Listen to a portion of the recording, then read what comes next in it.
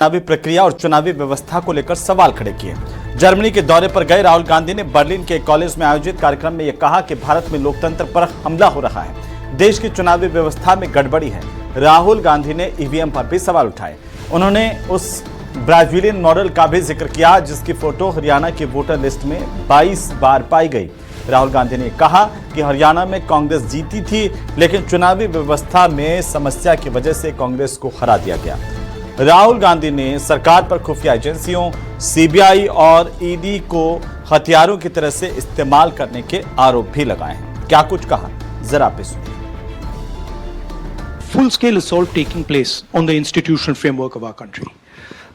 We asked direct questions to the Election Commission. I mean, I don't know if you've seen that press conference. Brazilian woman is voting in Haryana. I mean, is on the voting list 22 times in Haryana. One woman is voting 200 times in one polling booth. And when we're asking these questions to the Election Commission, we're not getting a response. So that's one aspect of it, that we fundamentally believe that there is a problem with the electoral machinery in India. Second thing is that there is a wholesale capture of our institutional framework. When you look at our intelligence agencies, you look at the CBI, you look at the ED, they've been weaponized. Look at the number of cases that the ED and the CBI have against BJP people. You'll find the answer 0, right? And look at the number of cases they have against people who oppose them, and you'll find that pretty much most of them are political cases.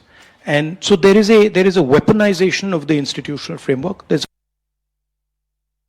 तो राहुल गांधी के बयान पर BJP के नेता शहजाद पूनावाला ने कहा कि राहुल गांधी एक बार फिर से भारत की बदनामी के लिए विदेशी दौरे पर हैं। उन्होंने कहा कि राहुल जब भी विदेश जाते हैं भारत की बदनामी करके आते हैं, भारत के खिलाफ झूठ बोलते हैं। बीजेपी ने कहा कि एलओपी का मतलब लीडर ऑफ अपोजिशन से बदलकर लीडर ऑफ प्रोपेगेंडा कर देना चाहिए।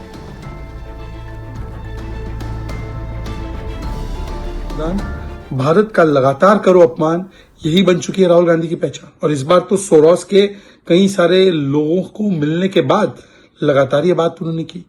तो ये रिश्ता क्या कहलाता है? वही सोरोस जो भारत को डिस्टेबलाइज करना चाहता है, उनके लोगों से मिलकर राहुल गांधी इस प्रकार का दुष्प्रचार भारत के खिलाफ फैलाते हैं।